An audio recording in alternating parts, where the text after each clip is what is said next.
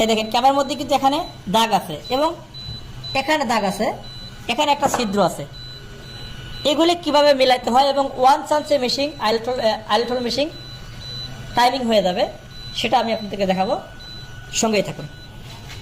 প্রথমে আমরা এই স্ক্রুগুলো খুলবো।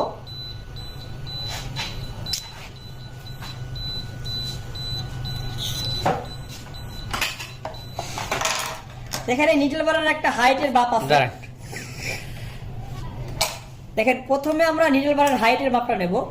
এখানে নিডল বারের হাইটের মাপ দুই ভাবে হয়, একটা হচ্ছে আপনার মেজারমেন্ট করে, আর একটা হচ্ছে যেটা নিডলের যে গার্ডার আছে গার্ডার থেকে। তো আমরা এখানে প্রথমে এখান থেকে মেজারমেন্টটা নেব, নেক্সট দেখি গার্ডারে মেলে কিনা। তো প্রথমে আমাদের যেটা করতে হবে, মেশিনটা ফুল ডাউন করতে হবে। ডাউনের দিকে যা নিডল হবে, নিডল হওয়ার পরে দেখেন এখানে বার্নিয়ার স্কেল থাকলে বার্নিয়ার স্কেল দিয়ে, আর যদি বার্নিয়ার স্কেল না থাকে আমরা একটা স্কেল দিয়ে, যে কোনো একটা স্কেল দিয়ে একটা প্যাটার্ন বোর্ড কেটে নেব। তো এখানে দেখেন আমাদের হচ্ছে 22, এখানে হচ্ছে 22 নেব আমরা। দেখেন এখানে 22.05, আমাদের এই 5টা 05 নিতে হবে, অর্থাৎ 22.5 মিলি। 22.5 মিলি আমি নেব। নেওয়ার পরে দেখেন এখানে বার্নিয়ারের যে মাপটা আসছে সেই মাপটা অনুযায়ী আমি এখানে বার্নিয়ারটা ধরবো। দেখেন বার্নিয়ারের এখানে নিচে কোনো ফাঁক নাই। এখানে আপনার 22 থেকে 22.5 থেকে 23 মিলি এর মধ্যেই রাখার নিয়ম। কাজের ক্ষেত্রে কোনো সময় 22.5 মিলি, কোনো সময় 23 মিলি, 0.5 মিলিমিটার পর্যন্ত এটা টলারেন্স। তো হাইটটা যদি ঠিক আছে, আমরা হাইটে হাত দেবো না। এখন আমরা নিচে যা চেক করব যে নিচের হাইটটা ঠিক আছে কিনা।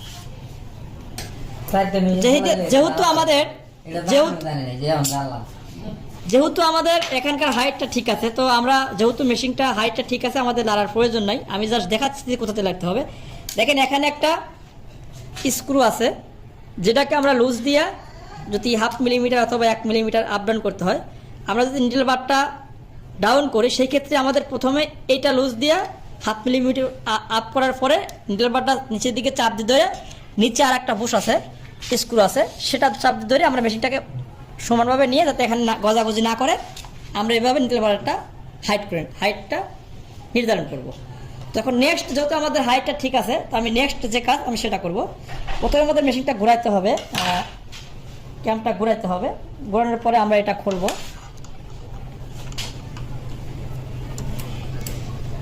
খেয়াল রাখতে হবে এখানে ধরতে হবে, নাহলে এটা ঘুরুন দেবে এবং হাতে ইনজুরি হতে পারে। আমরা থ্রোট প্লেটের নাটটা খুলব। এখানে কিন্তু আরেকটা জিনিস আমাদের আছে, যেমন থ্রোট প্লেটটা আমরা আপ ডাউন করার জন্য অনেক সময় এখান থেকে করি, আসলে এখান থেকে করার কোনো নিয়ম নাই। এখানে হালকা লুজ দিয়ে এখানে দেখেন একটা স্ক্রু আছে, যেটা আমরা ঘোরালেই ও আপ ডাউন হবে। সেক্ষেত্রে আমরা এটা এখন খুলব। এটা খুললাম। দেখেন সাধারণত সবাই এখানে যে গার্ডারটা আছে, আমরা গার্ডারটা দেখে নিডল বারের হাইটটা করে নেই। তো এখানে দেখেন আমাদের দেখেন এই যে গার্ডার আছে, গার্ডারের ওই পাশে কিন্তু একটা স্লোপ আছে। সেই স্লোপ থেকে নিডলের যে ছিদ্র আছে ঠিক স্লোপ পর্যন্ত যাবে, যাতে কোনো সুতাতে ফিকশন না হয়, সেই পর্যন্ত রাখে আমরা নিডল বারটা, যেহেতু আমাদের যদি স্কেল না থাকে সেক্ষেত্রে আমরা এইভাবে নিডল বারটা হাইট নির্ধারণ করতে পারি। তো আমাদের কি করতে হবে, দেখেন আমাদের নিয়ম হচ্ছে আমরা যখন নিচে মেশিনটা নিউট্রাল হবে, তখন এই পাশের লুপার এবং এই পাশের লুপার দুটার গ্যাপ পজিশন সেম হবে। আর ক্যাম্প টাইমিংটা কীভাবে করবো, এখানে আমি যদি ক্যাম্প টাইমিং করি সেই ক্ষেত্রে এখান থেকে এটা লড়তে পারে, লড়লে আমার অন্য জায়গা আছে যেটা থেকে করতে হবে সেটা আমি দেখাবো। প্রথমে ক্যাম্প টাইমিংয়ের নিয়ম, আমরা মেশিনটাকে উঁচা করব, শুধু দেখানোর জন্য, এটা খুলতে হয় না। ক্যাম্প টাইমিংটা কিন্তু এখন ঠিক নাই। দেখেন নিডলটা পড়তেছে কোন জায়গা দিয়া, এই যে পড়তেছে। আমি এখানে মেশিনটা নিচে নিডল বারটা ডাউন করে নিউট্রাল করলাম। নিউট্রাল হওয়ার পরে আমার ঠিক এই গার্ডারের মাঝখানে মেশিনটা নিউট্রাল হওয়ার কথা, কিন্তু আমাদের হচ্ছে নিউট্রাল এটার মাঝখানে।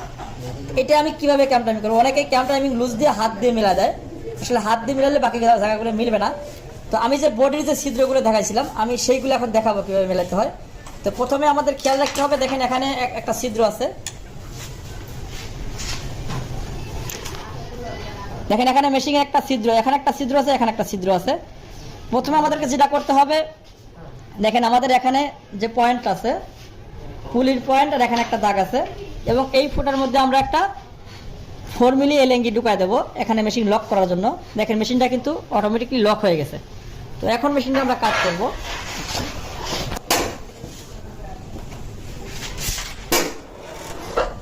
দেখেন আমাদের এখানে যে ক্যামের সাথে একটা দাগ আছে এবং এখানে একটা ছিদ্র আছে,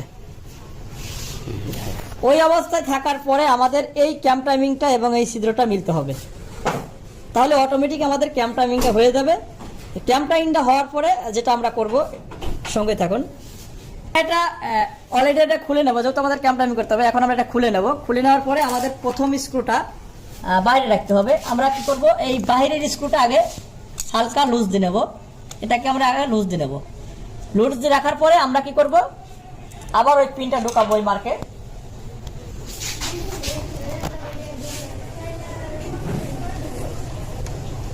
দেখেন অটোমেটিকলি মিলে গেছে। এখন আমি কি করব, দেখেন আমার স্ক্রু একটা বাইরের দিকে আর একটা ভিতরের দিকে। আমাদের বাইরেটা লুজ দিছে, আমরা এখন এটা লুজ দেব।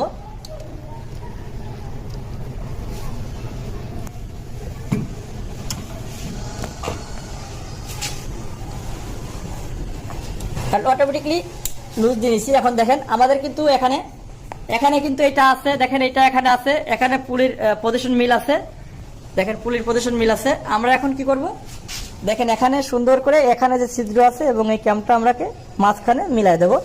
এখানে মাথায় রাখতে হবে কাজের ক্ষেত্রে 0.5 মিলিমিটার আপ ডাউন হতে পারে, সেটা কাজের ক্ষেত্রে, যেহেতু অনেক ধরনের ফেব্রিক হয়। এখন আমরা কি করব, ফুল টাইট দিয়ে দেবো একটা। দেখেন আমাদের এটা ফুল টাইট দিয়ে দেবো। এখন আমরা পিনটা খুলে ফেলবো, আমাদের ক্যাম টাইমিংটা শেষ। আমরা এখন ভিতরটা টাইট দিয়ে দেবো।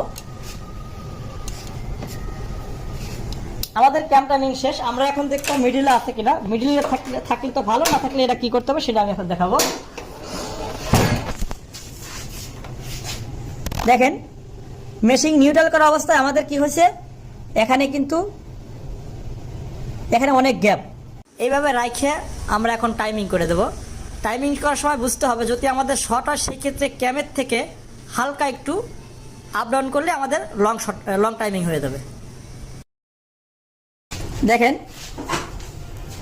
এখানে কিন্তু আমার স্ক্রু আছে দুইটা, উপরে একটা নিচে একটা। দেখেন আমাদের এখানে কিন্তু দুইটা স্ক্রু আছে। উপরেরটা হচ্ছে আপনার স্পাইডারের, নিচেরটা হচ্ছে লুপার টাইমিং করার জন্য।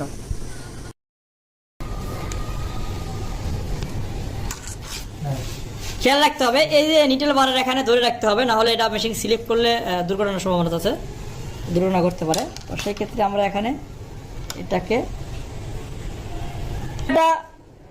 লুজ দেওয়ার পরে আমরা এখান থেকে হালকা আপ করে আমরা এটা টাইট দিয়ে দেবো।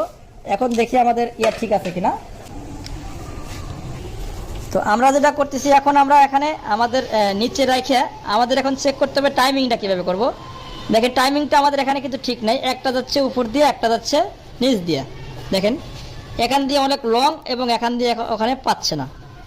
তো সেই ক্ষেত্রে আমাদের কি করতে হবে, আমরা এখন এখান থেকে লুজ দিয়ে আমরা ওটা ঠিক করে নেব। প্রথমে আমরা এটাকে ধরবো, স্ক্রু লুজ দেওয়ার পরে আমি এখানে স্ক্রুটা আবার চালিয়ে দেওয়ার পরে দেখেন অটোমেটিকলি এটা আটপিস করতেছে। তো আমি এখানে হালকা টাইট দিয়ে আমি দেখবো যে আমার টাইমিংটা ঠিক আছে কিনা। এখনো আমার লং আছে, দেখেন এই যে এখনো অনেক লং আছে।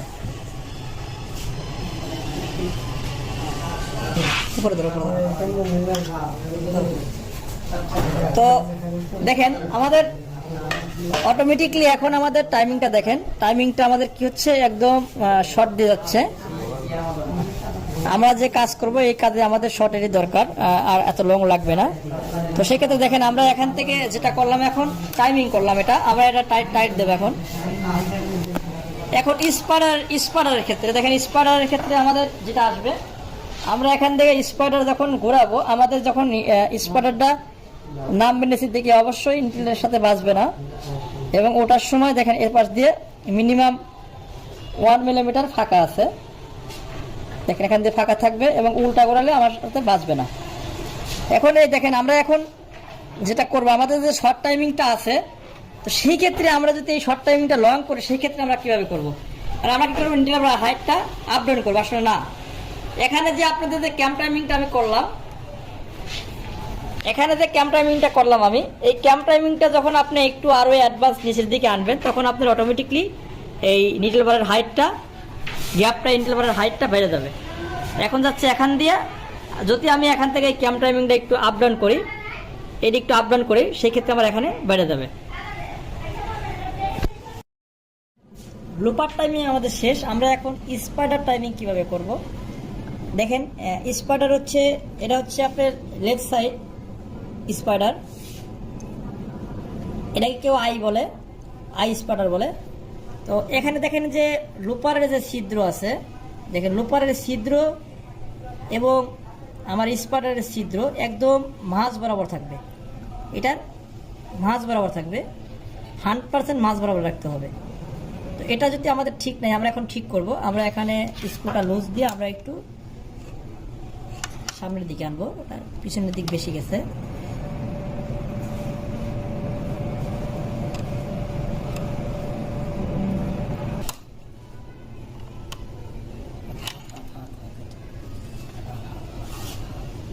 এটা এখানে ধরে নিতে হবে, না হলে স্লিপ করবে।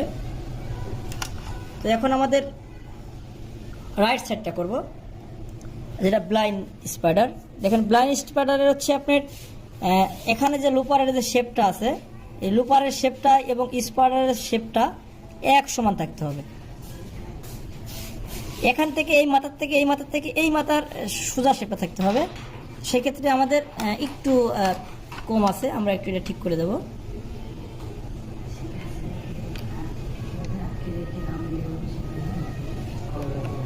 এটা আমাদেরকে ধরে নিতে হবে, না হলে স্লিপ করবে। এটা মাথায় রাখতে হবে সবসময়, অনেকে আমরা ভুল করে থাকি। তো দেখেন আমাদের অলরেডি